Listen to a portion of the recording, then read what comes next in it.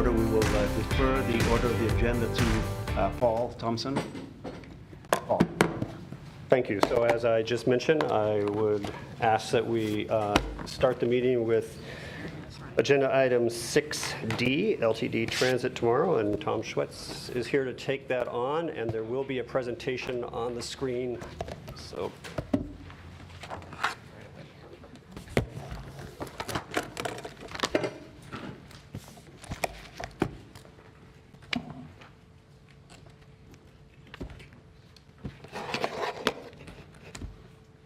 So the first slide is so I can figure out how things work here. So is this have to turn on?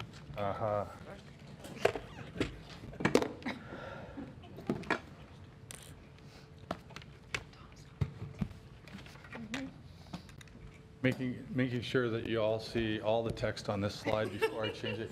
It's still not. Good.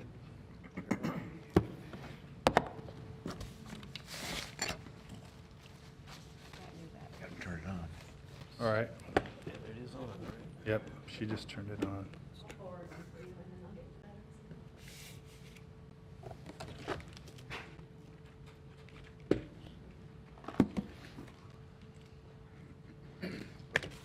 So we'll start with what is transit tomorrow. So we're engaged with the consulting firm of Jarrett Walker and Associates, and we have Gene Lawson and Associates helping us with the community engagement on this project.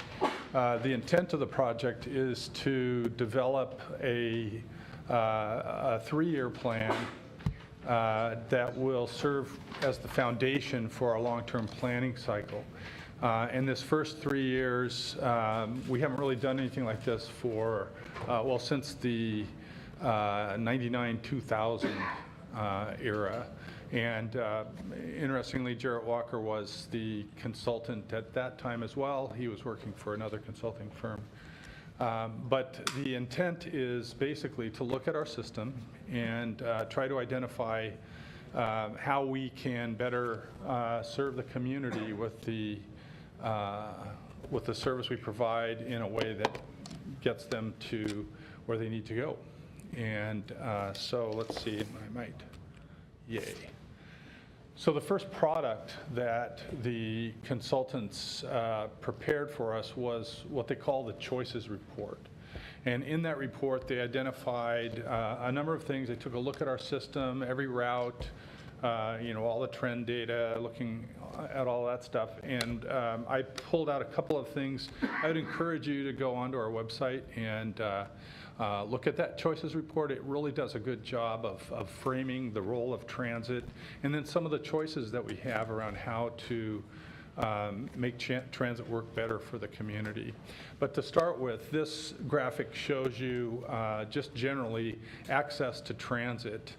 So what percentage of the metro area is near a bus route? And so 20% of residents have access to 10 to 15 minute service. 66 every 20 to 60 minutes. 4% have access to about 60 plus minutes. So those are, trips we'll make like 5 or 6 times a day. And there's 10% that have no access, not near, within a quarter mile of a bus route. On the job side, we have 44% of our jobs have access to 10 to 15 minute service, and that you can imagine thinking about where our MX line runs. It's in downtown Eugene, downtown Springfield, University. There's a lot of employment concentrated in that area, so that's part of what's driving that difference between residents and jobs. And then 44% of jobs have access to 20 to 60. And then you see the breakdown for 60 and no access. They also looked at our data in a different dimension, looking at different disadvantaged populations to see what kind of access they had. And if you recall, just thinking back, looking at just generally residents and jobs, and then the percentages here, there's some differences, and there's some big gray areas where people don't have access. So that's an issue that we want to look at. They also took a look at and helped frame up the discussion around the connection between walkability and access to transit. Obviously, that becomes a really important issue. And these are just two of the examples looking at that. And their point is that just because you have density, it doesn't mean you have walkability, which translates into you don't necessarily have a quality access to transit. And so there's an example west of the university where you have more of a gridded street system. That's just a better walkable neighborhood. And then if you're familiar with this on the right-hand side, this area of Good Pasture Island Road, again, there's a lot of density, a lot of apartments in that picture, but not necessarily really good access out to where the bus is running, which is on Good Pasture Island itself. So just the role that land use configurations can play in transit accessibility. One of the things that we were able to incorporate into the scope of work for this project was the development of a pedestrian network analysis. And we actually, the MPO funded this part of the work through a pedestrian network analysis grant that we were able to get. And the methodology for this analysis is actually built off of something that TriMet prepared, working with Portland Metro, to look at basically what's the quality of the pedestrian access to transit. And the heat maps here give you a sense of, as it says there, a composite score that's looking at a number of factors. It could be based on the density, so you can see where those hotspots are tends to be where there's more density. That downtown Eugene area is really hot. But then there'll also be the quality of, is there a sidewalk present? Is there, are there other factors that would speak to the safety or convenience of pedestrian access? And based on this, and again, this is just an overview map, but based on this analysis, we've been working with our partner agencies, particularly Eugene and Springfield, looking at, and this is, I should say, this is a pilot. This is the first time we've done this. We'll probably change up some of the methodology and the ways we approach this as we move through it. But it gave us a chance to apply this technology, or this technique, and use it to identify basically the top 10 or so sites that might be worthy of looking at in terms of maybe putting some investment in sidewalks or those types of things that can make access safer. And we could come back at some point when we're further along in that. This group might be interested in just seeing kind of how that plays out. But that was one of the tasks that we wanted to talk about. In the choices report, Jarrett Walker lays out essentially what the decision-making needs to be around transit. And in the context of having limited resources, we have the ability to invest in a transit design that's focused on serving more areas with less frequency. So the way they characterized it in the coverage network on the left, you have shorter walks to transit, but much longer waits. And that's where the half-hour, 60-minute frequencies start to be pencil out, given the resources that you have. On the other side, you have a ridership network where you're concentrating a lot of service on fewer routes, increasing the frequencies. And in that context, you have longer walks to transit, but shorter waits. And that's where that 10 to 15-minute frequency comes into play. We kicked off a public engagement, kind of a first round of public engagement for the project back in June, with the stakeholder forum, and as you can see, we had several people, you might recognize some of them, participating in this process. Again, the consultants went through an exercise looking at that trade-off between coverage and ridership at that. But that was just the kickoff. We did a lot of outreach. You can see this is just the summary of what we did in this first phase. But basically, we had 1,659 participants in our process over that couple of months period, with an online interactive survey, getting kind of the majority of people, both with respect to the community values survey, which was online, and an interactive survey, which basically took people through that resource exercise. And so what did the survey say? So the survey indicated, in terms of that frequency coverage, ridership coverage trade-off, clear majority are more interested in frequency. And that's especially true. And so our survey was able to differentiate between different types of respondents. And so people that used the service a lot, and people that identified themselves as metro area residents, really liked more frequency.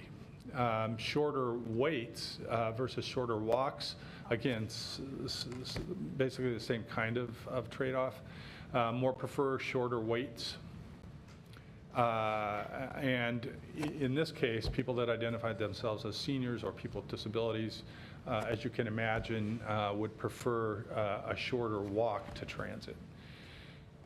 With respect to looking at priorities from the standpoint of service investment, so where should investment be made in more service?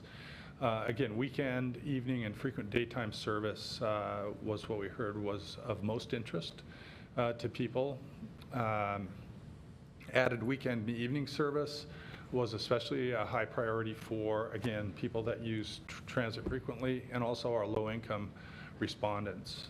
And a lot of that, and we'll talk more about kind of how we were thinking through that issue, but with respect to span of service, particularly those that are low income, often have a job they need to get to on the weekend, or they may work in a place that doesn't close until 11. So during the week they need a late night service as well. Then the last thing we looked at in the survey, service to more places in the metro area, which would be more of a coverage route. So you spread your resources over more routes with lower frequencies. That, it kind of makes sense that that would be a higher priority for those that don't really use transit that frequently, but when they want to use it, they want to access it fairly quickly, and non-riders. But again, it makes sense. Seniors and people with disabilities would like to have that kind of more of that coverage-based service. So based on that input that we had to start off with, we sat down with the consultants. We had staff from all the agencies in the metro area looking at, and as you can see, that kind of plastic mylar, we started kind of with a blank slate, and we looked at, underneath that we had a sense of residential and employment densities, and we went to work creating what a system would look like if you just focused all your resources on ridership, which is what you see here in red. And I should say that what that represents, red is 15-minute service. Really the only blue route, which would be half-hour service, was actually an interesting concept that came up in the discussion about the concept of, we called it a transit belt line. And so that number 8 there is intended to basically connect all the different key corridors that have 15-minute service together. So you could catch the 8 out at the Willow Creek facility on West 11th, and take it around to where the Delta Highway comes in there. We call that the Bethel route, Yeah. and unfortunately, only blue in Bethel, I see. Right. Well, so that's what that red means and that blue route. One of the things I would point out, you see the MX line, Gateway, Franklin, West Eugene, is in a darker, it looks almost black line. One of the concepts that Jared actually suggested was the notion of if you've ridden the Franklin corridor during many times of the day during the week when university's in session, our buses are really crowded. And the concept of that he had is we need more capacity on Franklin, and so the idea would be to actually run a 15-minute service on Gateway, which is what we're doing now, from the Gateway area into Eugene Station, and run the West Eugene line at 15-minute frequencies to the Springfield Station. And so the Franklin, as a result, the Franklin corridor starts getting 7.5-minute service. So that's something that that we're exploring. On the other side of the trade-off, the coverage concept, looking at, you see a lot less red, a lot more blue, and then green was more hour-plus frequencies, but we're covering more of the geography with some level of transit. And this looks, probably relatively close to how we're operating today. We have, again, the MX system would be that same kind of, we're calling it kind of an overlapping 15-minute routes. So that remains the same, but then you have less frequency. Obviously the Main Street service, the number 11, maintains its frequency, and then we have the River Road down through to LCC as a 15-minute line. But otherwise, things are more like half-hour service in blue, and like I said, the green is hour. And that represented, as we developed it, more of that coverage perspective. Just to give you a sense, I think this is next, yes. So in that context, then, we have a set of scenarios that you can think about that look at the trade-offs between that ridership focus and a coverage focus along one dimension, and then how we might invest additional resources into either service increases, and that's where that evening and weekend consistent with weekday might come, or looking also at fare programs, so a youth pass or low-income fares are things that are being looked at. The green dot there is intended to indicate where we are today. Roughly 60% ridership, 40% coverage is how we're deploying our resources today. We have some fairly, relative to the rest of the industry, we have some really good fare programs. The group pass is pretty robust here, so that's why it's down in that quadrant. But then the process is intended to figure out, which direction do we go from there, and these trade-offs are to facilitate that discussion. And based on that, then, we're going to be looking at how we balance our priorities relative to what we have to work with in terms of financial resources. Again, looking at a youth pass, potential service increases might be related to the implementation of the COA. And of course, you need to have the capital in place to increase the service. I can share with you, we had the opportunity to have TriMet talk about what they're doing out there in terms of their service development. And right now, in the next few years, they're actually focused on a lot of vehicle purchase and a lot of other capital needs that basically set up their system for that additional service that would be implemented there. So these are the kind of decisions that we'll be looking at. So the process from this point we'll be conducting, based on that, what you saw on the Mylars, the consultants are packaging that up and providing some context around those that would be the subject of a draft scenario report. And we'll go through a process here starting in January. Again, the same kind of tools, interactive survey, listening sessions, stakeholder forum, we'll hold another one of those. Get some feedback on the different scenarios. That'll go back to our board in March, and we'll be looking for direction from the board that would then lead us to finalize the plan then for that 3-year period.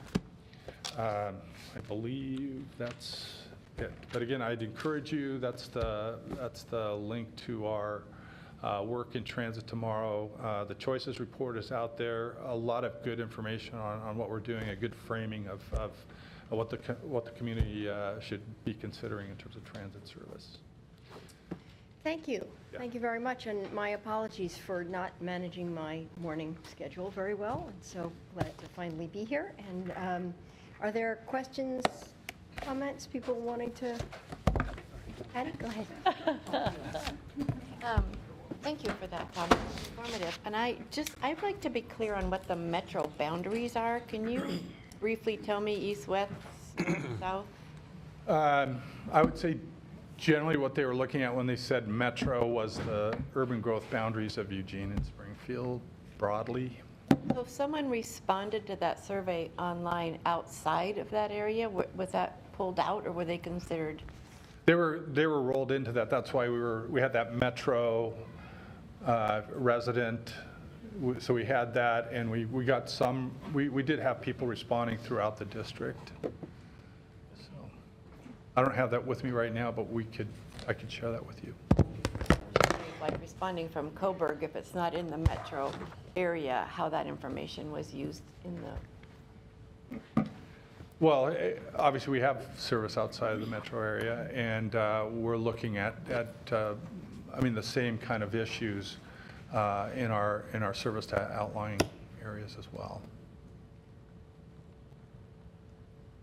And I think that with the scenarios that were created, the first one being more 90% frequency, 10% coverage, and the one being that we exist in with the 60% frequency, 40% coverage, it did not include or take out any of the rural routes that we have or any of the paratransit. So it's basically taking our dollars for fixed route services within the metro area and moving them around in ways that might serve the community in a different way. So I think that was a really important thing for me to hear when we were doing those surveys and looking at different routings, that all of our rural, outside of the metro area services would remain the same. They have a separate budget or separate resources for rural? No, it's what we wanted to do though was basically hold that steady and look at what could be done in the metro area to kind of reconfigure the service there. So yeah, there are at this point relative to the resources, there aren't significant changes envisioned with the outlying service. And that doesn't mean that with the SIF funds that are really looking to be focused on some of the rural areas and intracity transit, that there couldn't be changes to it. It was just more looking at the metro area. The board's pretty excited about this. We went to the trouble of putting this program together and getting the Walkers group. And it's exciting, the information they're coming up with, and we see it as very valuable. But probably more importantly, I think it's going to be very valuable to the entire community. That we'll be able to provide a better service and more of a service that they need, and it's going to be tremendously beneficial to the entire public transportation. So we're pretty excited about it. Commissioner Farr?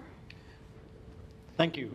You know, I've lived and worked in Bethel for 40-plus years. And when I started work at Jerry's 40 years ago, there were 11 employees, and Jerry's is very big now. When I started living in Bethel, it was kind of tiny, and Bethel is very big now. My city council ward used to be this big, and now Councilor Syrett has about half of what used to be Ward 6. So, and Ward 6 gets denser all the time. Through the years, one thing that's characterized us out in Bethel is we've got this great big chip on our shoulder. How many folks are from Bethel here, by the way? Yeah, that's what I thought. I'm the only one.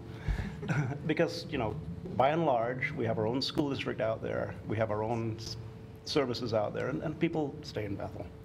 And once again, that being said, the dynamics are changing all the time. There are the new neighborhoods being built, 7 new schools since I was on the school board, right? And not all of those schools are served by buses, you know. But what I'm saying there is, historically, the city of Eugene, Lane County, and everybody else has, we felt, have ignored Bethel. And what I need and what I expect and what I think I can get are the words to my neighbors to say that LTD is not ignoring Bethel, that this plan is going to incorporate the needs of Bethel. Absolutely. Big time. The other thing that I want to say too about looking at the routes, and if we're looking at the more 90% frequency plan, if our community looks to that, the other thing that Tom kind of glazed over, but I think is really important when we're talking about the Transit Tomorrow study, is the mobility as a service pilot that we're doing in Cottage Grove, and the ability for LTD to continue to kind of be agile as transportation continues to be different with autonomous vehicles, electric vehicles, smart cities, scooters, bike share, all of these different modes, the TNCs, and really looking to see how LTD can continue to move people in the future. And so some of the scary stuff that came up, and I think we'll continue to if we do move more towards a ridership model, is people talking about losing service, the half-hour and hour services that they were using. And what we're looking to do is how can we fill in those gaps with this mobility as a service, providing maybe rides to the nearest bus stop directly from your house, so that you're not losing any of that mobility that you may have once had. And that is what I've grown accustomed to with LTD, is you are fleet of foot. You're gazelles, not elephants, you know, and I love it because I've always been a proponent of for exactly that reason. You've been responsive to the local needs, right down to the neighborhood needs. And recently I grabbed the 41 right outside my house, and within 9 minutes I was on West 11th MX. And then moments, it seemed, after that I was downtown. Couldn't have driven there quicker, you know, and that's what we hope for, you know, broadly. And I'm seeing that, you know, I kind of think you said only blue in Bethel, but really, as you went on, you know, Bethel's going to get service, as is Coburg, as is, you know, all parts of your service area. And, you know, I do and will always support LTD and the way you move forward. I was cursed and praised as the swing vote on the Eugene City Council for West 11th MX. It's not true, but I was publicly cursed and praised. I wasn't the swing vote. It was a 5-3 vote, or 6 to, what was it? 1. It might have been, thank you, So yeah. no swing. No, but I convinced the others into voting with me on that one. But if you go back to the no on MX folks, they still don't talk to me. But the fact is, I will always support it because, and for everybody in the room, and Patty, for you also, these guys have been responsive, and they do what it takes to serve your neighbors and my neighbors. So thanks for that. Thank you, Not Pat. complaining. You know, I did want to pick up on, thank you for raising that issue, because there is LTD is a broader dimension than just the fixed route service that we were looking up here.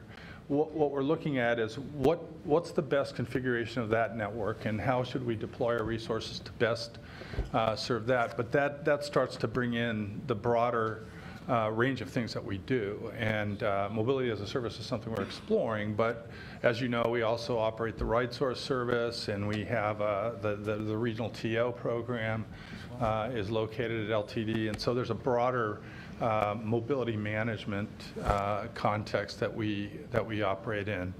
That starts to, once you start to look at how that as the board makes decisions around, what should the future of our network look like, that can start to inform where we want to put resources in terms of things like mobility as a service and other. And Mayor, if I may, this is a good time to call out the professionalism of your represented staff, the drivers. I mean, to a person, they represent your company well. So you should be very, very proud of your workforce as well as your equipment and your crews. So thank you. Yeah. Thank you. Claire? Thank you. So thanks for the presentation. I had the benefit of seeing it at City Council a couple of weeks ago, so I'm just going to raise a couple of the points I made there. And it was woven into the conversation that Commissioner Farr just brought forward. And that's my concern or my request, and you also kind of mentioned it, Tom, that if we go with what a majority of ridership might like, we need to still be aware of the needs of the minority. So, right now, a majority of folks in our community are able-bodied and, can walk certain distances, and a minority of folks experience disabilities and barriers to easy pedestrian access. But they probably make up a greater share proportionally of your ridership than they do the general population. And so in terms of service, for those folks who a longer walk to a stop and a longer wait might be very challenging, or however that plays out, just really keeping in mind if we lean towards a service that's more rapid and longer walks to get to frequent stops that come more frequently, how are we going to serve those folks with mobility challenges or our elderly, population who's not as easily able to access those stops from longer distances, and keeping in mind, in some cases, barriers to technology as well, not assuming everyone has a smartphone, and those kinds of things, keeping that in mind too. If we're going to go towards, some partnership with Uber and Lyft, then that needs to be addressed because that is a barrier to people using those services. Great, thank you. Anybody else? Comments? Great, thank you very much. Exciting to be moving forward on this one, not to steal a term. Careful not to steal the term. Okay, so will you prompt me where we are on this agenda since I missed the beginning? This is the only item we Okay, have done. okay, so we can we have go- not done welcome and introductions yet. Oh, That's how early we are. oh, that's how early we are. Okay. Well, let's do welcome and introductions and public comment. Okay, let's, why don't we start with you and just go welcome and introductions here. Sure. I'm Patty Giannoni from City of Coburg. Jeff Kernan, City of Coburg. Christine Lundberg, Mayor Springfield. Tom Boyett, City of Springfield. Sarah Maderi, City of Eugene. Dan Hurley, Lane County. Lucy Venice, Eugene. Pat Farr, Lane County. Thank you, Mayor. Claire Syret, City of Eugene. Lynn Taylor, Minutes Reporter. Gary Welch, LTD Board. HA Ltd. Kate Reed, LTD Board. Bernie Brindle, ODOT. Bill Johnston, ODOT. Paul Thompson, LCOG. And the audience, could please go ahead. Kepler, Lane County. Sasha D'Artagnan, Lane County. Kelly Clark, Elkhart. Rob Airfowles at City of Eugene. Andrew Martin, LTD. Anna Newman, City of Springfield. Carly Riley, River Road. Keith Wilson, Elkhart. Ken Collins, Chair Alcott. Rob Zanko, Better Eugene Springfield Transportation.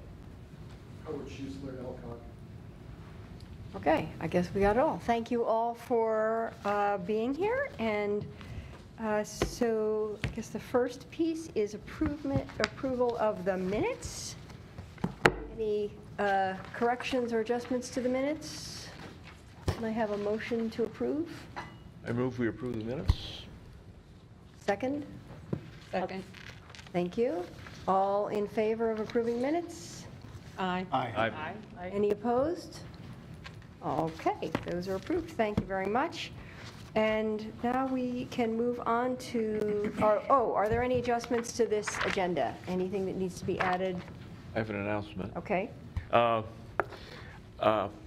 next Thursday, a week from today, at 1:30, at the 240 Garfield, we're going to dedicate the facility there, and that's the Right Source facility, to a board member who is been on quite a while, and that's Ed Necker.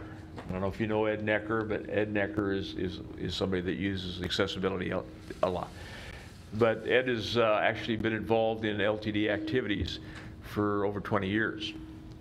And he served on the board for over 9 years. Fact is, he termed out in December of last year, and I requested that he sit in until his replacement was been appointed, and he is still sitting on the board today.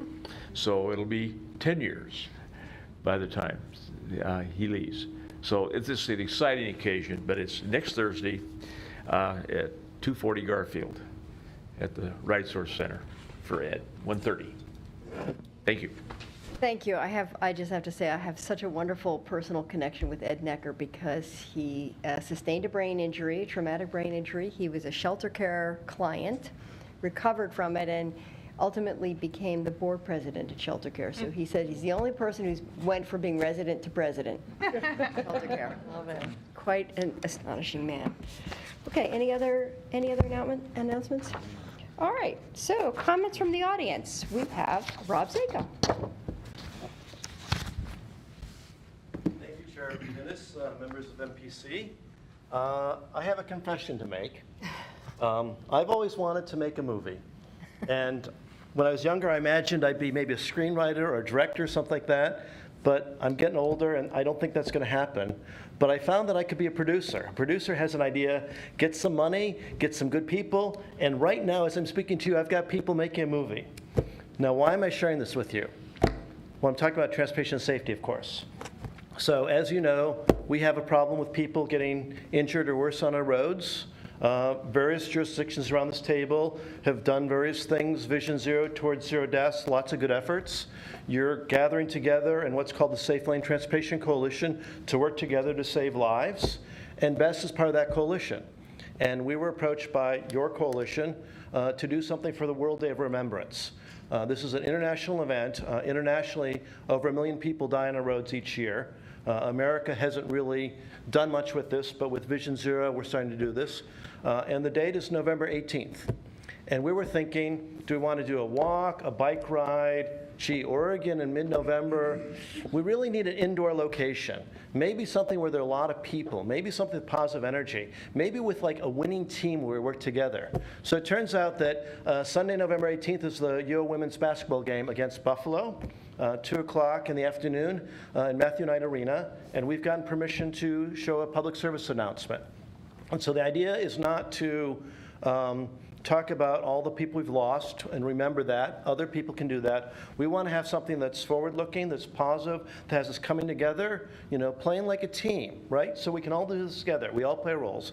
And we're asking people to take a pledge. This is not rocket science. We know what the problems are. People drive too quickly, they drive under the influence, they drive distracted. If we can eliminate those 3 behaviors, we'd save a ton of lives. So we're asking people, like a basketball coach or a basketball player or a former basketball player or maybe a mayor or a state trooper or chief of police or somebody who's lost their son or daughter, to say a few words. We're going to add this down to 60-second PSA and show it at Matthew Knight Arena and post on YouTube. Safe Lanes Transportation Coalition's putting together a webpage with a pledge. And filming's happening right now, actually, on the 5th floor of LCOG. Thank you. We've got a director, we've got a professional videographer, we've got an assistant doing that.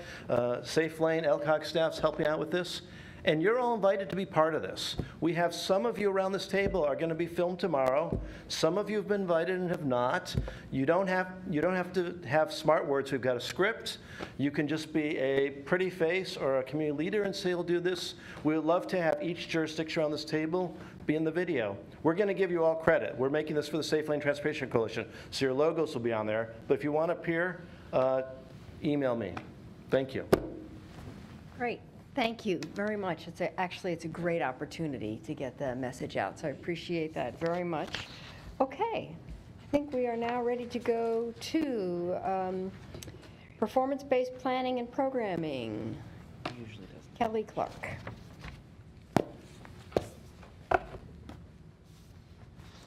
Hello, I'm Kelly Clark with the Lane Council of Governments. I'm here to talk about performance-based planning and programming. So as we've discussed before, the FAST Act and MAP 21 federal legislation required the U.S. Department of Transportation to establish performance-based measures related to safety, pavement and bridge conditions, system performance, and then the CMAQ-funded projects. Each state DOT then must set performance targets for these measures, and the MPOs must respond by supporting the state targets or establishing our own series of targets for those. So the MPC has already moved to support the safety-related targets, and now we're on to discussing the pavement and bridge condition, system performance, and the CMAQ-funded projects. Similar to the safety projects, the MPO staff has reviewed the targets set by the state, and we recommend supporting these targets versus setting our own specific MPO level targets. There's no repercussions for MPOs if we don't meet those targets, but we will work with the state and coordinate with the state to achieve meeting those targets, and we'll be required to discuss those targets and represent those targets in our regional transportation plans and our MTIPs. So a little bit more specifically, ODOT established targets based on the calculation methodologies and the data sets required in the federal regulations. They're related to pavement conditions. So there's a map in front of you that shows you kind of where these targets will be measured from. But the percentage of pavements of interstate system in good condition, the percentage of pavements in interstate system in poor condition, the percentage of pavements in the non-interstate NHS in good condition, and the percentage of pavements on the non-interstate NHS in poor condition. There's 2 bridge conditions related to the classification of good and poor condition of the NHS bridges and their deck conditions. And then the system performance measures are related to travel time reliability for the person miles traveled on the interstate that are reliable, and the person miles on the non-interstate national highway system that are not reliable. And then there's a truck time travel reliability index, so we're looking at how freight travels through these corridors on the NHS. Finally, there's a congestion mitigation and air quality measure for our CMAQ-funded projects, so those are the obligated projects. And it's the total emissions reductions from the PM10 for us as an MPO, since that's the CMAQ measure that we have at our area. So at a statewide level, the targets that the state set statewide, we meet and within all of those targets. At the MPO level, there's a lot of variability that we see with the data, and around the state, some of the areas will be above the targets and some will be below, and we can see this for our area in the targets on the table in front of you, 4, 5, and 6. So our area's targets, the baseline status does not meet the target, and we're not the only MPO experiencing this. This is pretty similar to what we're seeing for the other MPOs around the state. So by supporting the state targets, the MPO will work with the ODOT and local jurisdictions as part of a statewide effort to fund projects that try to achieve these targets. And this is also a new program. There's a new data sources and additional use of data may also help us to show that our MPO does meet those targets. And we'll know more about that as this program evolves and the data sets become more robust. So if we choose to support the state targets, the MPO will include those performance measures and targets in our next RTP, our Regional Transportation Plan update. We'll incorporate those into our Metropolitan Improvement Plan. We already have that draft language approved by the MPC, and we'll integrate these targets into that language. We'll include in the RTP a description of how our efforts regionally will meet or work towards achieving those targets. And we'll coordinate with ODOT and FHWA as needed to report on these targets. If we go the other route and choose to establish our own targets, the MPO then must do all of those kind of above items and then establish targets for each of those measures on our own and figure out how to calculate those targets. And then we would work with the state to make sure that those targets meet state requirements and then quantify and report to ODOT on an annual basis on our own. So at this point, staff recommends supporting state targets and adopting Resolution 2018-10. And at least for the first reporting period, in 2 years, we'll be able to review this program and see, is this the right move for us? Should we be looking at our own targets, or are we comfortable moving forward with the state targets again? And I'm happy to answer any questions you may have at this point. Great, thank you very much. Christine? So there's timelines, 2022, and I'm looking at, we don't have it here, but I've seen the pictures of what constitutes poor, et cetera, roads. So how are we supposed to meet 2022 if in fact there's no funding? I think that's what part of the program is, that we have to show that what we're doing to achieve those targets. There's no repercussion, as we've said, to the MPO if we don't meet those targets. It's also, a lot of these roads are not in local jurisdiction. They're statewide, state-owned roads, and so it's up to them as well to coordinate to meet those targets. So it's all, I guess it's all working together on those targets.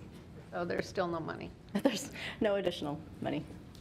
Well, and I can just add that, as Kelly said, that in both the pavement and the bridge condition ratings, and you can see on the maps, a large portion of those are not under any of your jurisdictions other than ODOT, not all of them.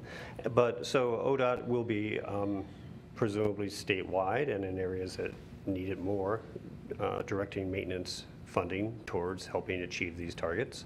That is something that we can also consider as we program funds, as you make your requests for funds for those NHS system roads that are under, or bridges that are under your jurisdictions. We don't necessarily have to have all of this work completed by 2022. Again, if we can demonstrate that we're trying to achieve the target, both ODOT and the MPO and the individual jurisdictions. And as Kelly said, there are no repercussions for not meeting it, at least at this time.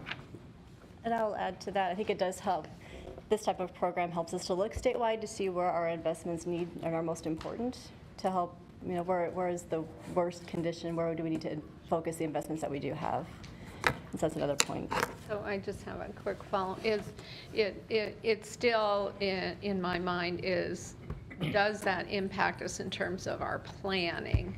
Because we, if we have money, what do we need to prioritize in terms of projects? Because if there isn't a mandate, but the idea is we're going to try to do this, and why bother to have it if you're not going to try to do it, then we need to figure out our planning that would fit, that then addresses these issues, because some of the roads are within our jurisdictions, and we would need to address those. So if I can add one more piece, I will talk more about this under the next agenda item, but the MPO, our MPO, is about to realize more federal funding this fiscal year than we anticipated. So again, although it's not mandated that we use it for maintenance activities on these facilities, that is certainly something that you could consider over the next several months as we bring this back to you. If I could ask a quick follow-up, is there going to be any sort of pressure to target MPO, central aid MPO discretionary federal funding onto the state system based on this? Onto the state system, I have been informally told by ODOT people that no, they're not looking to the MPO federal funds. Those are suballocated and under our discretion, and that they will not be looking to use those for the maintenance activities. Now, I'm going to, separate that from what we've heard through the HB 2017 process about, potential local match for any legislated funds for major things like Beltline, but for regular maintenance, no, I don't expect the state to be looking towards the MPO discretionary funds. Yes, Kate? I have a city and county guide for bridge and pavement conditioning and reporting. If anybody would like to look at it, I can pass it around. It has all the conditions, so good, fair, poor. If you want to see it, nobody wants to see it. Okay, great. I think you get the idea. Other comments, questions? I just have one comment. I mean, you're recommending that, and it seems clearly simpler, that we adopt the state performance things. It does seem sort of maybe obvious that we should do that, given that we have this mixture of roads, some of which are under our jurisdiction and some not, and how confusing would that be if we had two different performance standards for things within our area? So just wanting to sort of state that, seems like a common sense approach. It does seem that it would be more transparent. The other reason, to be honest, this is the first time around. This is a brand-new federal program and a set of requirements. One of the most common responses from MPOs throughout the country is we'll start out with supporting the state measures, and as we learn more, as we get more local data, we may switch to establishing our own measures. Okay. Okay, so we need to approve this resolution today.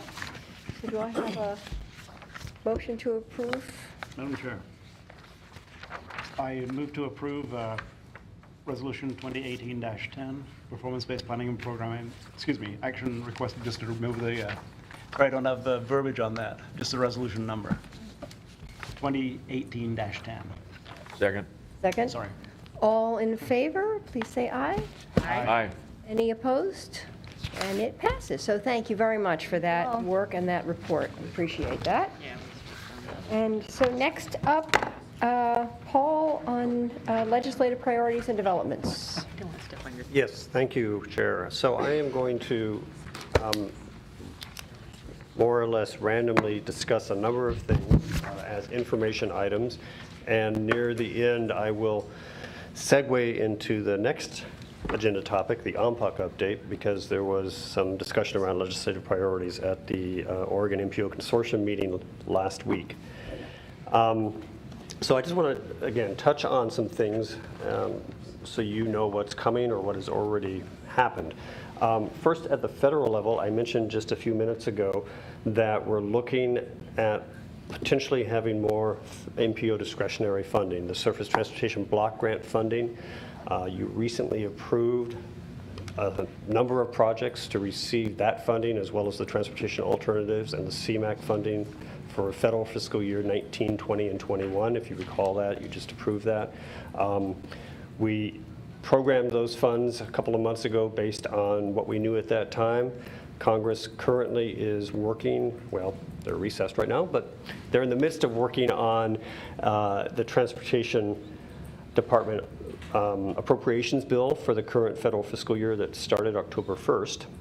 And in that bill, in the House and in both the current House and Senate versions, there's a substantial one-time increase of the Surface Transportation Block Grant funding for the transportation management areas in the country. The TMAs are the large MPOs, so this would affect Portland, Salem, and us, and actually it would also provide additional funding for ODOT. At this time, depending on which version of the bill you look at, beyond what you already programmed for the current fiscal year, 19, it could provide anywhere from $1 million to $2.5 million more for us. There are some good and bad strings attached to this. One of them, maybe I shouldn't say bad, one of the more difficult strings will be that it has to be programmed obligated by the end of the fiscal year. So that means, obligated means under contract essentially, or under agreement with ODOT and the local jurisdiction or entity that receives the funding from the MPO. So that means that the obligation and that contracting has to be done by September 30th of 2019. Your local staff know that's going to be very challenging as is, so we're going to be working, starting on the staff meeting right after this meeting, on discussing how to make that happen if these funds become real. Again, Congress hasn't passed this bill. They need to pass something to appropriate money for transportation for this year. We expect some increase, and we also expect them to pass it within a couple of weeks after they reconvene after the election next week. So that's just a heads up that we're going to be coming back to you with more projects recommended for funding. Certainly this maintenance performance on the NHS pavement and bridges could be part of that discussion. It's good news that there's $1 to $2.5 million more. It's going to be challenging to get it done in 11 months or less, but it's better to have money than not. Another development at the state level is that the transit funding that came out of HB 2017 is now in full swing, if you will. There were 3 components to the distribution of that transit funding, the STIF funding. The majority of it went to the local qualified entities, so Lane Transit District in our case, and they are working through their process to develop applications for funding. Currently, we have that application period open for LTD or other qualified providers of public transportation to apply for the use of those funds in Lane County. That application period closes December 1st. So again, LTD is really the main entity in this area that can apply to itself for the use of those funds, but your jurisdictions can work with LTD on ideas for the use of those funds that LTD can then apply to themselves for. LCOG is helping staff that process, so if you have questions about it, please get in touch with LTD or myself. The other two components of that statewide transit funding, the two statewide discretionary grant programs, they opened just last week. The announcements went out just last week, so those are also currently open for applications to be submitted. Those are mainly for inner city type uses of the funds. And then shortly after all of that closes, there'll be another round of the STIF funding for LTD. Oh, well, actually, no. This round of fund applications then need to go through a process that gets submitted to the state in the spring. So there's a lot of work around that. The good news also is that the revenues appear to be coming in a little bit higher than the initial, conservative projections. There's not definitive word on that yet, but at least it looks like the tax receipts are coming in at a pretty good clip. Let's see. So getting to the state level, we've talked a little bit about the upcoming 2019 legislative session and that there is not a lot of movement around transportation-specific issues. One of the largest ones that has a transportation nexus is the cap and trade or cap and invest legislation. There's quite a bit around that, and there are some draft language out there. There's a couple of things that have been put out as draft language. I'd be happy to have those sent out to the group if you'd like to see those. It's early in the process, but if you'd like to see those, we can send those out. ODOT itself has 6 legislative concepts that it is possibly going to have forwarded. They're still draft concepts. Just run through them real quick. One of them is the standard budget request for ODOT for the next biennium. One of them is further service transformation improvements for the DMV. One of them is eliminating the paper weight receipts for truckers. This may seem a little silly, but currently truckers who pay the weight mile tax actually have to have a paper receipt in their truck at all times. So they're just a bill to eliminate that and move to an electronic system. Another one of ODOT's legislative concepts is further technical corrections to HB 2017. I've looked through that. There's really nothing that would affect us. There's quite a bit in there to do with clarifying roles of ODOT and clarifying roles of some of the new committees and clarifying some of the things around the tolling and congestion pricing work that's going on in the Portland area at this time. The 5th one that ODOT has put out is a Connect Oregon placeholder, essentially a concept to get more funding for the Connect Oregon program, to continue it for at least another biennium. We do expect that one to succeed. There's actually some rulemaking committees right now that are looking at how that Connect Oregon program would operate in the next biennium if the legislature does fund it.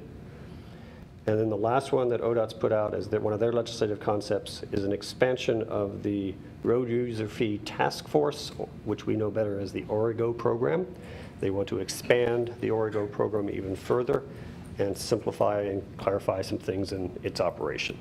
So that's the weight mile, or I'm sorry, not the weight mile, but the mileage-based fee as opposed to the gas tax. So I don't know if there's any questions on those 6. We do have the 1 to 2 page legislative concept papers on all of those. Again, if you'd like, we can send those out. They're still drafts at this time. I think at this time, we've looked at AOC's, Association of Oregon Counties, League of Oregon Cities legislative priorities. Probably most of you have seen those in one form or another through your jurisdictions. Again, for the most part, they haven't identified transportation issues among their top 3 or 5 priorities. They do have some transportation issues that are further down their list, and I'll touch on a few of those in a minute. But So I will move then to the OMPOC discussion and maybe segue a little bit into that next item. Yes, You sorry. have a question? Just a quick, you know, Alex does our legislative work, and I'm presuming that you guys keep pretty closely in contact with one another, so he can help and you can help. Yes, I've had communications just in the past 2 weeks from both Alex and Commissioner Lycan and keeping up to date on those. And oh, yeah, Brittany. Oh, yeah, and, you know, thinking about the conversations we've been having with the ACTS and the OTC about the roles, appropriate roles, and the facts that the ACTS and the MPOs have not been involved in the prioritization of projects. I wonder if that's not a good time to look at that tweak to the House bill? We'll talk a little bit more about that under the OMPOC update, the next agenda. You know, I guess one of the, maybe before I get to the OMPOC legislative priorities, actually the next thing I could talk about under legislative developments is a little bit of reporting from the Oregon Transportation Commission workshop 2 weeks ago in Silverton. Now, this was a workshop that the OTC holds every year, and they have, since the ACTs were formed, had an agenda item where they invite the ACT chairs to have a discussion with the OTC around how things are going and what priorities are. I've mentioned to you that last year in 2017, they invited the Oregon MPO Consortium chair to come and participate in that. They did not this year. This year, they, again, held that discussion with just the ACT chairs from around the state, and that discussion touched on the role of the ACTs and a little bit on the role of the MPOs, not a lot. Councilor Surratt was there as the representative from the Lane Area Commission on Transportation, so we talked, and she was prepared to say a few words today, if you want to do so now. Sure. So, you know, it was a great opportunity for all the ACTs to come together to be in front of the Oregon Transportation Commission, and I'm very new. I'm not new to the ACT, but I'm new to playing that role, so it was my first time interacting with that commission. And I definitely endeavored to bring forward both the feedback we got from the ACT and the feedback that came out of this body leading up to that meeting. And other ACTs, there was a variety of opinions from the other ACTs. So one of the pieces of discussion we had here at this table was around their question of, would it be a good use of the MPO and the ACT's time to work on area strategies? And I recall this body definitely saying, no, not really. We don't think that makes any sense. And the ACT had a similar feeling. There were other ACTs who said, yes, we think that makes a lot of sense. Now, not all of them. So I would say, I didn't take notes on what everybody shared there, but I did note that the Mid-Willamette Valley ACT actually had very similar feedback as our ACT in terms of their responses to the questions put before us. So they didn't think that area strategies made a lot of sense. They were concerned about taking away some of the decision-making pieces that the local ACTs had traditionally had and losing that voice at the state level. And so many of their comments mirrored the feelings that were expressed at this commission and at the Lane ACT. So that's what I shared was that we thought an area strategy would be unwieldy and difficult for our region, given the diversity and the geographic nature of our region, and that we didn't think that was a viable role for the ACT.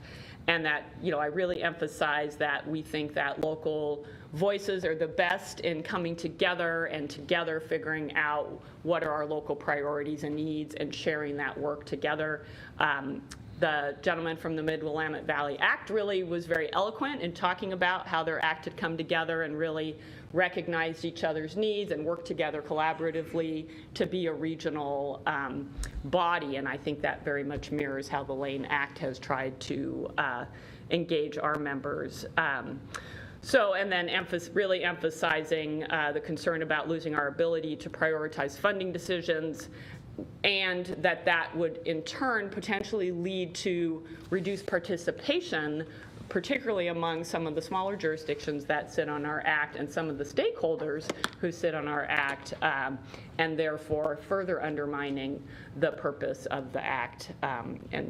And also called out, particularly on, they talked about our modal connections with our modal committees, and my response was, what's that?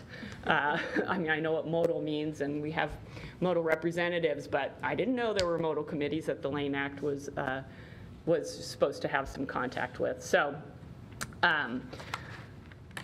they gave us, the OTC chair and the director of ODOT gave us some, I think, very positive responses in terms of the, some critical input. And in fact, the director of ODOT told me after the meeting that he appreciated my forthright approach to sharing some of that feedback. I do too. Yeah.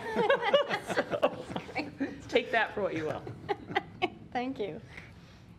So that's a very good summary of the discussions, and it's interesting because, the modal committees that Councilor Surratt referred to have been mainly, if you will, perhaps an issue for the ACTS or a concern for the ACTS around some of the statewide funding prioritization that happens through Connect Oregon and some of the other fund processes where the ACTS will prioritize applications and the modal committees will do it separately, and there's no interaction, and there hasn't been a requirement for the ACT to interact with them. That's perhaps the future, though.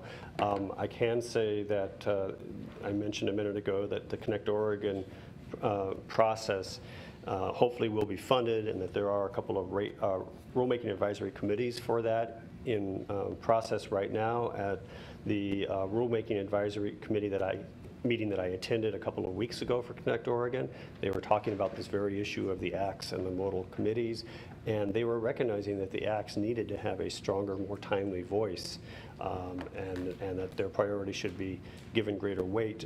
It was interesting to hear on that advisory committee that there were representatives there from aviation, freight, and rail who didn't realize that many of the ACTS had members from those constituencies, like we do. The Lane Act has a trucking representative, an aviation representative, and those modal committee people didn't realize, oh, the ACTS really had that input. So I think there's positive discussions on that. One of the things that I also heard and caught my ear at the OTC workshop around this was as they were talking with the commission, the ACT chairs were talking with the commission, as has been mentioned, there was some frustration expressed about the rules of the ACTS and not having a lot of input anymore. And OTC Chair Bainey said, well, do you meet with your legislators? Do you meet with your state legislators at your ACTS? And some of the ACT chairs said, yeah, we have one of our legislators, senator or representative, attend. And it caught my ear because to the best of my recollection, the Lane Act has never had that connection. And part of the reason has been because we as an ACT, myself as staffing, managing the contract to staff the ACT and working with ODOT, has always understood the role of the ACT to be advisory to the OTC. Now the OTC can't lobby, the OTC doesn't get involved with legislators, so we've always sort of stepped back from that.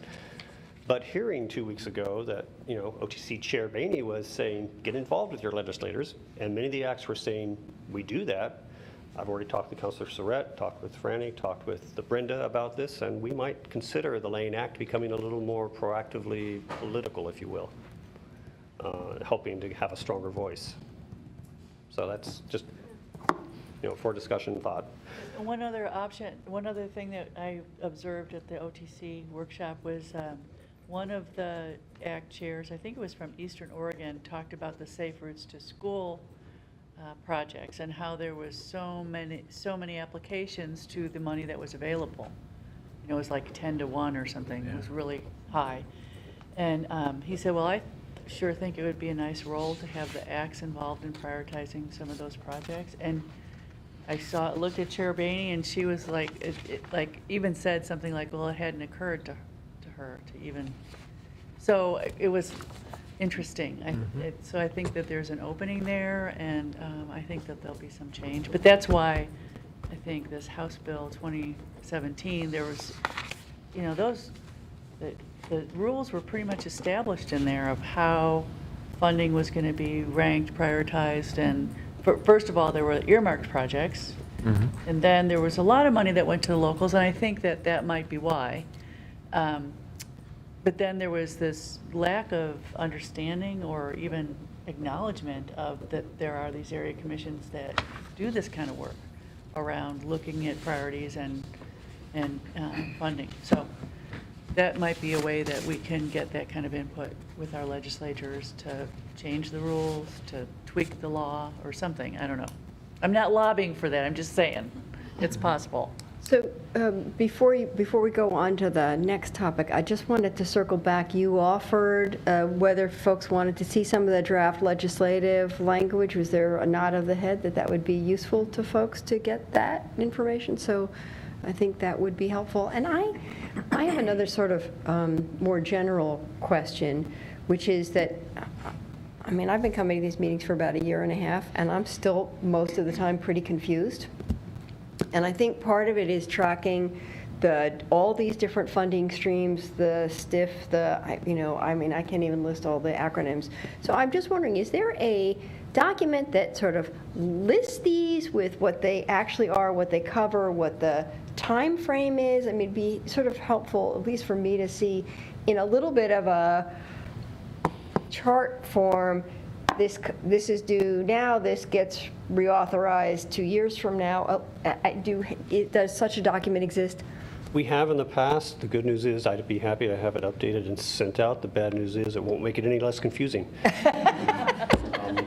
But it might still be a cheat sheet. It might still give us a little bit of a cheat. I'm thinking both I recognize a lot of people around the table are very familiar with this, but not all of us, and not everyone in the audience or in the public is familiar with it. And so I think if there was a little bit of a backbone, it'd be extremely helpful. We can certainly work on updating something that talks about all of the funding sources that the MPO touches on in one way or another, directly or indirectly, or weighs in on. We'll try and include everything that's current. Again, sometimes new things are created, like HB 2017 created a whole bunch of brand new ones. So. Okay, well, so I'm not asking for an encyclopedia, but if you've got some cheat sheet, that would be we'll try and keep it most helpful. One volume worth. Thank you. Thank you. Okay, and on to OMPOC. So as I said, the OMPOC meeting touched on legislative priorities also, and so this is the segue between the two agenda items. If you recall, we brought to you last spring initially a list of potential legislative priorities for the 2019 session. That was a 2.5-page list. That was largely, the first 2 pages were largely the same list that you had looked at in 2017, leading up to that legislative session. And many of those had been addressed through HB 2017, such as transit funding and other things. So there were a number of items on the end of that list that we brought to you several months ago that were more or less new concepts for 2019. Some of those mirrored concepts that were under discussion by AOC and LOC. We had a discussion at OMPOC just a week ago tomorrow. And so at last week's meeting, OMPOC focused more on those new ones and narrowed it down to 3 concepts that they are now looking to ratify, if you will, at the next OMPOC meeting in January. That requires that all of the MPO boards weigh in on them. So today I'm not really necessarily asking for formal action from you, but because you supported these for the most part back in the spring. But I do want to run through those 3 concepts because one of them in particular got a little bit of a refocus and a rewording. And I want to get head nods today, if not a formal action, that you support these 3 so that we can go back to OMPOC in January with that support. The 2 that were on the list that you approved earlier and have not changed are, number 1, Connect Oregon. It states that OMPOC supports additional ongoing Connect Oregon programmatic funding. And again, you approved supporting that last spring. The second one is Safe Routes to Schools. The statement here is that currently a 40% cash match for funds is required.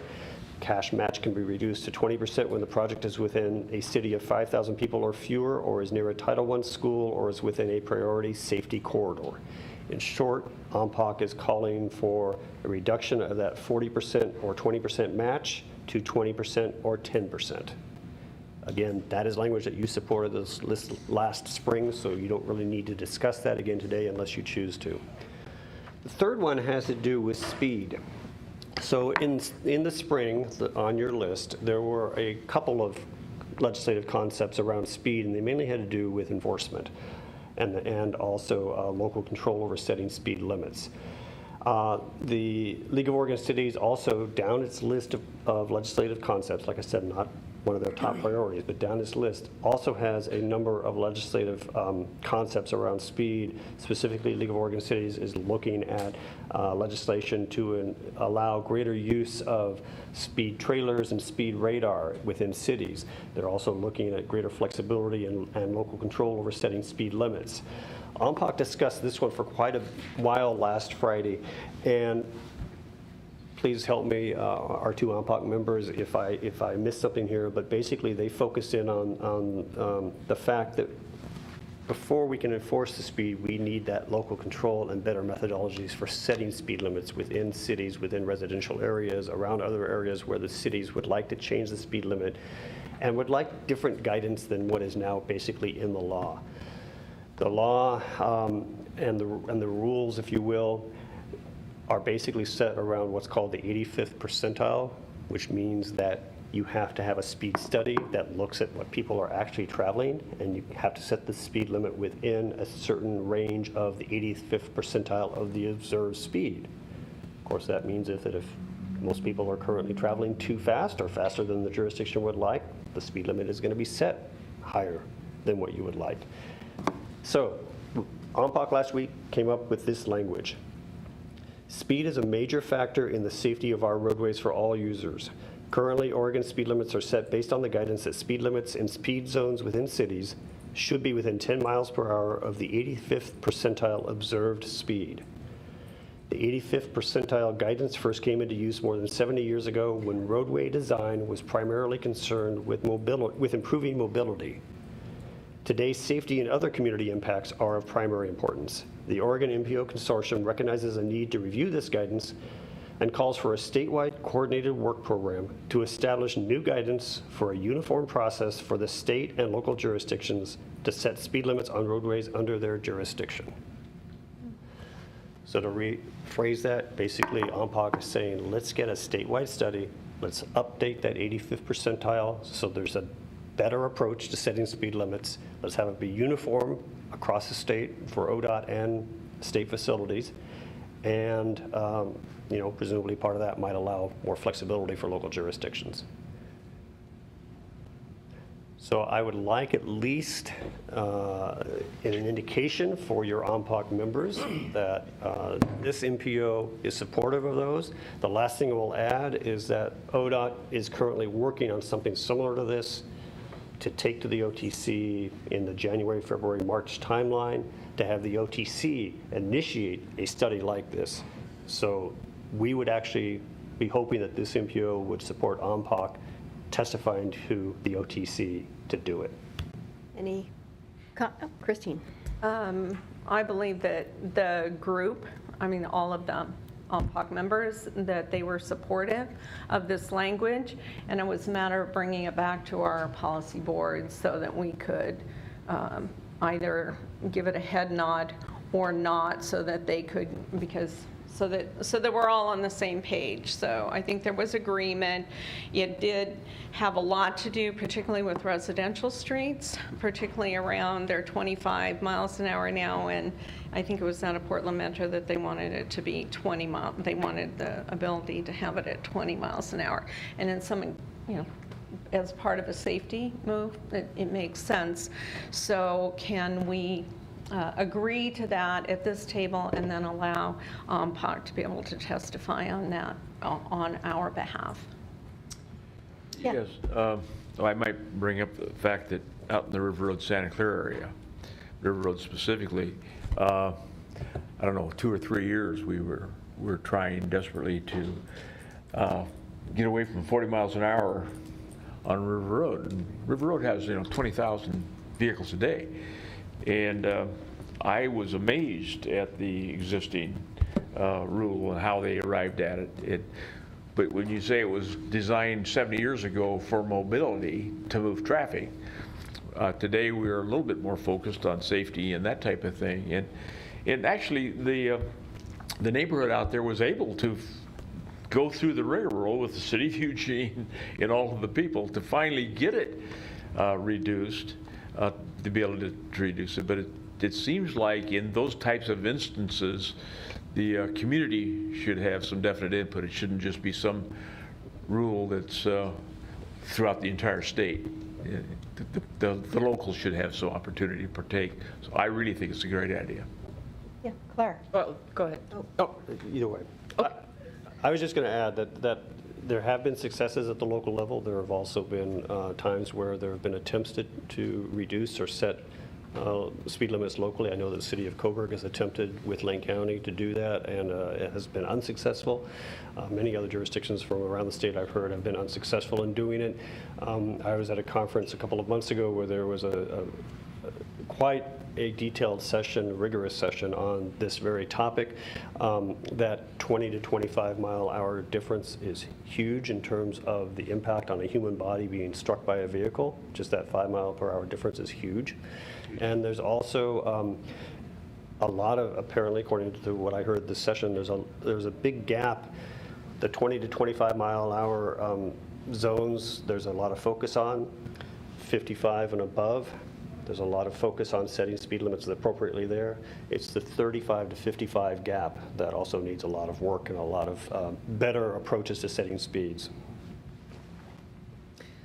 Yeah, so right on that note, I mean, it shouldn't be a big rigmarole, and it shouldn't take several years and determination and, you know, all of the work that went into trying and successfully, finally, changing the River Road speed limit. And it should not be based on really an outmoded measurement that does not serve our community and doesn't take into account the cost-benefit analysis that you were just speaking to in terms of when there is an accident, what is the outcome for those people involved and the cost associated with that versus the ability to zoom around from one destination to another in our individual cars. So, you know, in theory, I definitely support this. I'm just at some point would like a little more in depth about what does it mean a statewide coordinated work program, and would they just now change the 85th percentile guidance to some other percentile guidance, or would they scrap that completely and come up with a wholly different way of figuring out what's a rational way to decide what a speed limit's going to be? So those are some questions I would have. In concept, I definitely support what's been presented here. And I think what we're asking for today for OMPOC's purposes to move their concept ahead is that conceptual support for it. My understanding, and we've just been in touch with ODOT within the past week about what they're preparing for the OTC, is that really this is conceptual at this point, that OTC is going to be asked to form a statewide work group to look at all the things that you just asked about. So those really aren't being touched on in the next 3 to 5 months. There's a concept here that we need to get some work done on. So, I'm trying to move this along a little bit only because I believe that OMPOC, as Mayor Lundberg said, unanimously supported this as one of the 3 concepts, but they need each of the MPO boards to ratify that. And I'm going to actually suggest to OMPOC that ratification may happen even before the next OMPOC meeting, because if this comes to the OTC before OMPOC meets again, I want to have OMPOC be able to support it. Yeah. Hi, I'm Rob Interfeld, City of Eugene again. So the City of Eugene is participating along with City of Springfield staff in a speed zone roundtable that's more informal that ODOT pulled together, and that's informing what policy they just heard about from ODOT. And so we were considering actually having another bill to create a formal work group, and we've backed away from that because we feel the second meeting was just last week, and we feel good about the process that ODOT is recommending. So, and there's this, I don't know if Paul mentioned it, but there's a National Cooperative Highway Research Program report that's supposed to come out next year that's going to recommend our hope is going to recommend a new methodology that moves away from the 85th percentile. Well, thanks for that, and that's what I was thinking about, like, hopefully we'd be looking outside of our state to see what other states are doing in terms Right. of how they approach this. So we're working on a letter to ODOT that we would sign on, the city of Eugene and Portland would write to ODOT just to kind of cement what we're hoping for here. And then again, when they go to the OTC, that would go to ODOT staff. And then when it goes to the OTC, we're going to try to make sure that we have representation there at the OTC meeting or write a letter to the OTC. So we're coordinating with the city of Portland because this is a priority for them.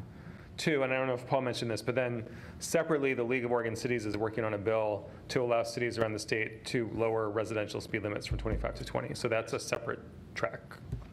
Okay, thanks. Just two more quick comments to provide a little more context. The 85th percentile methodology set many decades ago has been called into question. The session I was at a couple of months ago had a PhD scientist who had obtained all of the original data, and he concluded that not only was the methodology used to set that guidance based on the data flawed, but he was concerned it was even fudged and influenced by the industry at that time. And yet, here we are, and to give you another example, we heard from, at that session, quite a few people from the state of California in particular are trying to tackle this because it is apparently embedded in California's constitution that local jurisdictions have to set speeds at the 85th percentile, period. Cannot deviate by even 5 miles. So they've got a lot more work. Wow. Okay, so am I correct in that the sense is go forth with this? The group approves that process? So thank you very much for that report and for that discussion. So that was the segue to the OMPOC update. And for the rest of the OMPOC update, I'm going to let our 2 OMPOC members, Kate Reed and Mayor Lundberg, take it. So do you want to, I'll talk about transportation planning role if you want to. Sure. Talk Okay. about. So the other things that I wrote down were more legislative priorities that we went over in that meeting. Specifically, we talked about local control over speed, as we just discussed, autonomous vehicles, and I think that everybody's talking about autonomous vehicles. The reality is we are years away from them being implemented. We're more looking at smart cities, cars talking to each other. Those are called smart connected cars, connected vehicles. But we did talk about what they're looking at currently around the state at data sharing, how to collect data, and how much data we can get to kind of guide traffic patterns, but also protect people. Local preemption, there's legislation coming out. We got some draft language also for the TNC bill that's being proposed in this session. And yeah, they're really looking at testing legislation for autonomous vehicles, not deployment. That was kind of the big thing I think that we all need to sink in a little bit around, is that we will not have autonomous vehicles next week around the streets. It's going to be a lot longer than that. And then we did talk about jurisdictional transfers. Portland's doing a large analysis of corridors to see what transfers may be needed, kind of along the lines of wanting to do more infrastructure work, moving forward with specific, maybe economic development pieces, and not being able to because maybe they don't own the road. So looking at how to put jurisdictional transfers into an easier process, with potentially with funding sources being defined for that as well. So that's an important piece of legislation. I think that they have some placeholder legislation being put forth. And then again, the climate bill, as Paul mentioned, there's a joint committee on carbon reduction. No language has been released as of yet. Is that still correct? I thought, I'm looking back to Kelly, who, there you are. There is nothing yet. Nothing yet, but on November 8th will be the next hearing, which will specifically address transportation implications for some sort of a cap and invest bill that's predicted to come out in this next session. So we did talk about the investment portion may still be restricted to highway funds, and not certain what the final outcome will be on that, and if there would be more funding accessible. Major implications of this would be for the MPOs and the regional transportation planning efforts, and I think that's what the mayor will be talking about, directly tied to determining greenhouse gas emission priorities for the legislation. So it did not sound like the MPOs, Portland Metro, is creating a taxing district this round, which if it does, will be important for us to talk about. So that did not seem to come up. And we did, Jerry from ODOT gave a pretty robust report on the bridge and road infrastructure projects, and I'm trying to remember what else. And then we talked a lot about what you're going to talk about. Yeah, the transportation planning rule. Yeah.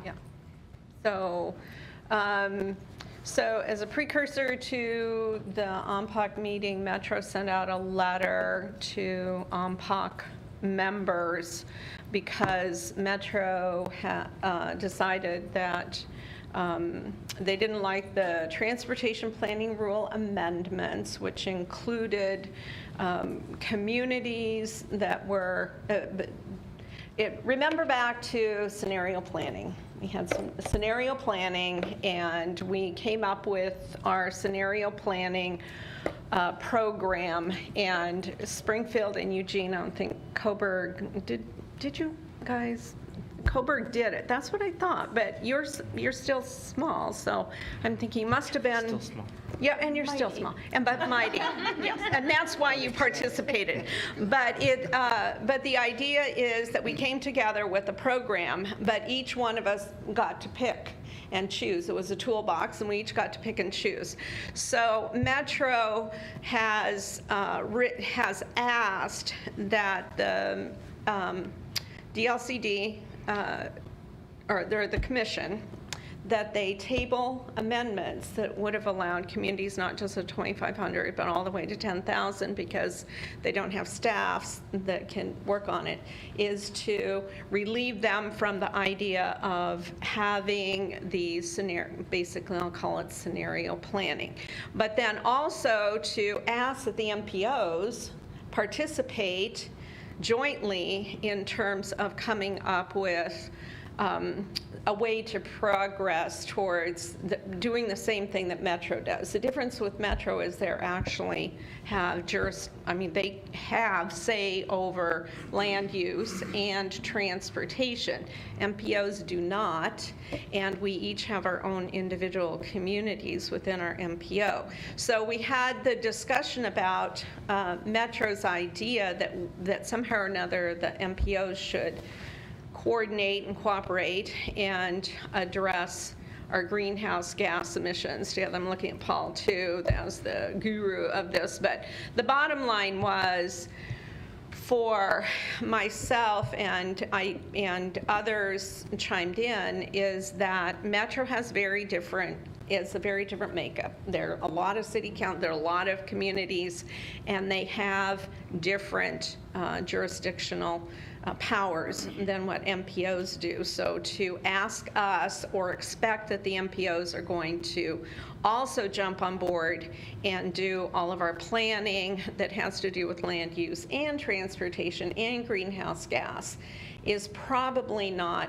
the way, at least I'm expressing that, the way that we want to go. And, and I didn't remind them there, but Springfield did successfully lobby to have our urban growth boundary actually separated.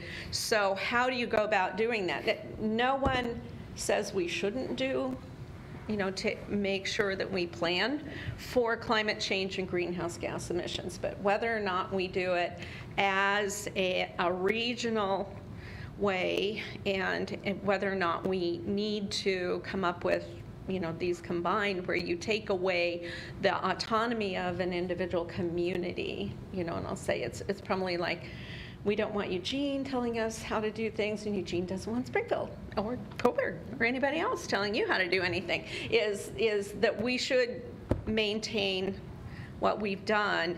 But right now, Metro has asked that those rules be tabled. The land use issues will they're going to be dealt with in the legislature, I believe. Maybe. Maybe. Maybe.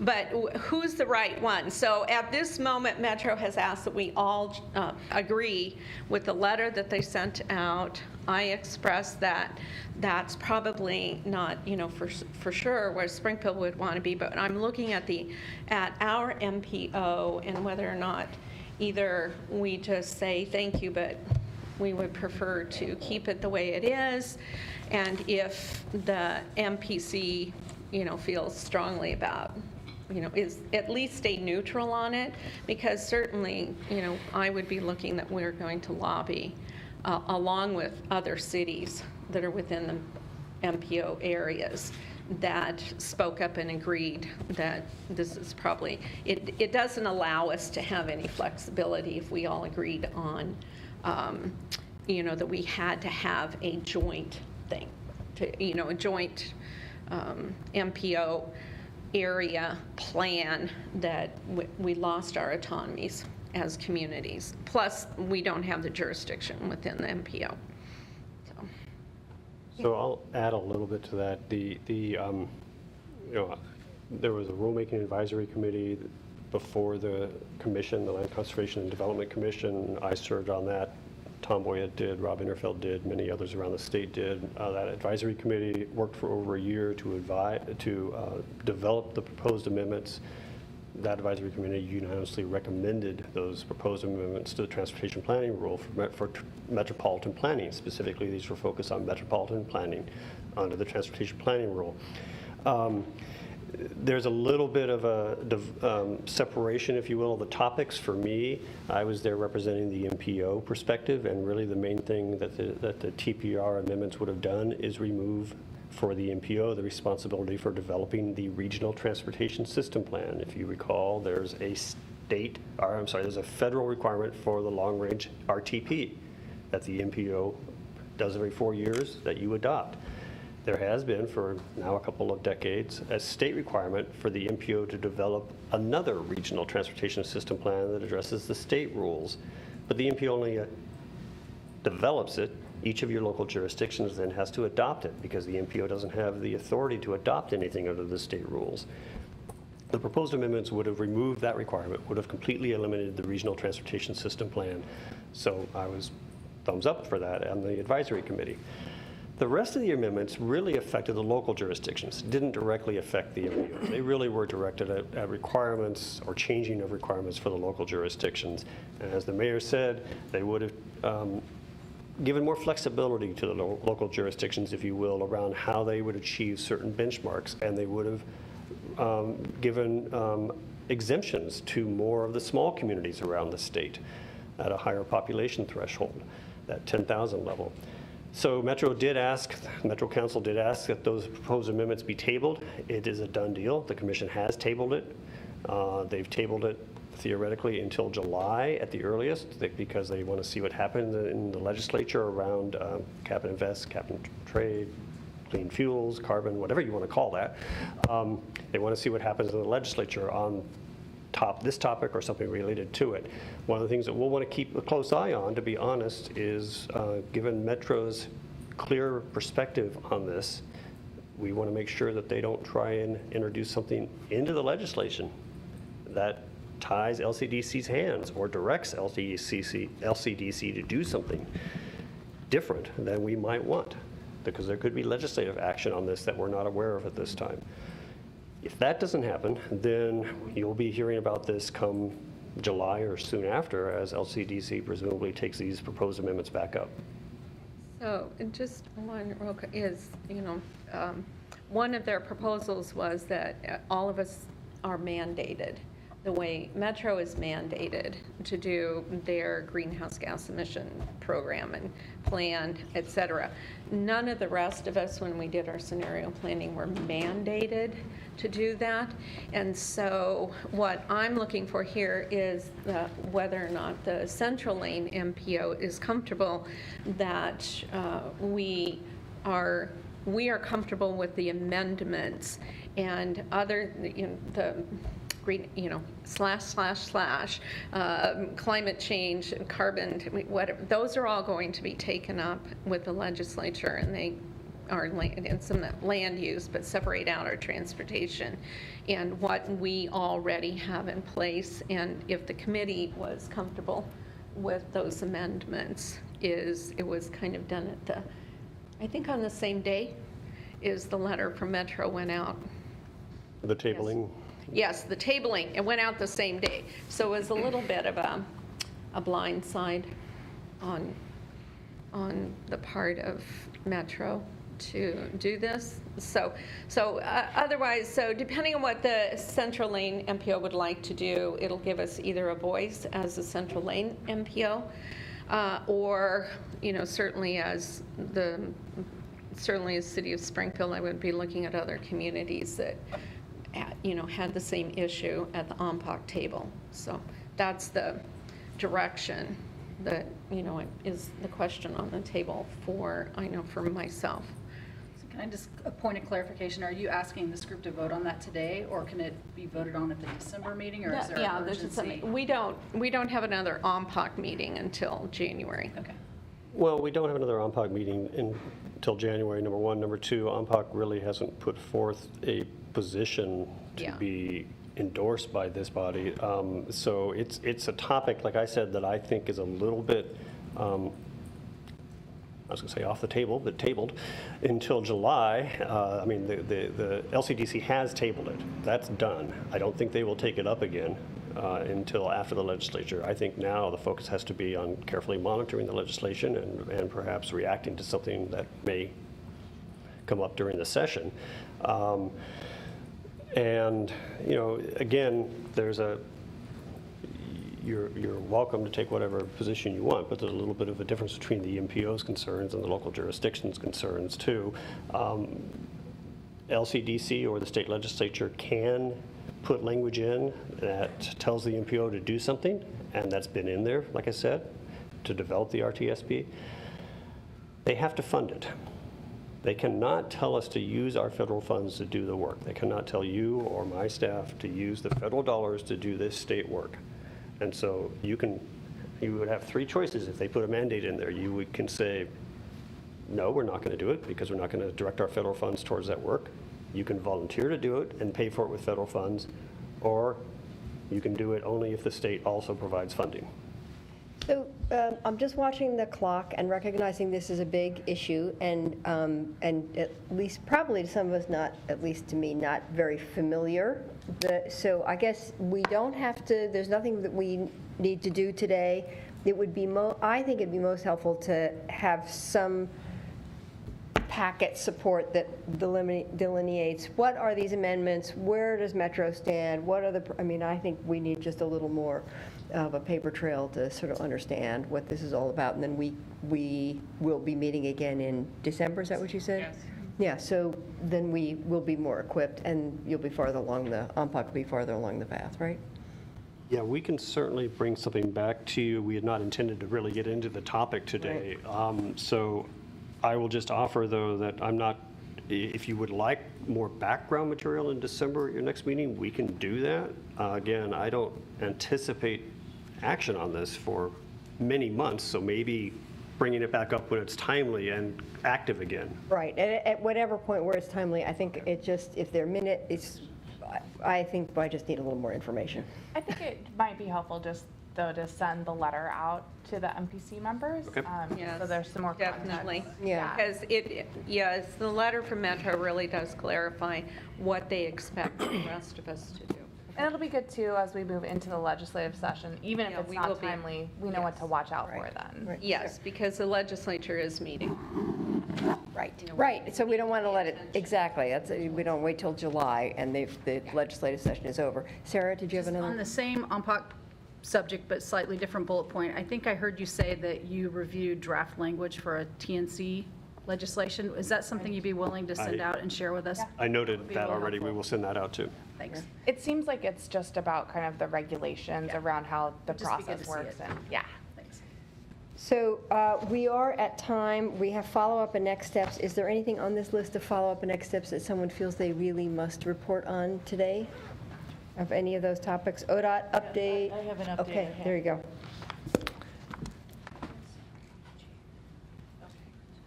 So We have a big project going on here. It's called the I-105 Bridges. And I just wanted to give you an update and a promise to come back with my construction project manager every month for this next 2 years, because it's a 2-year project. But I will say, this is phase 1. I will say that this is a very important project. We are upgrading the rail, the deck, making these bridges seismically sound, and it's much needed work. Some of you have driven over the bridge joint that has caused a big bump when you were going eastbound. So what's going on now is we are down to 2 lanes, one in each direction, as we remove the bridge that was obsolete. When we didn't do the West Eugene Parkway, there was a bridge that did not belong there anymore, and so we filled underneath it, and we're removing that bridge. So for the next 4 weeks, we're going to be seeing this kind of a traffic configuration.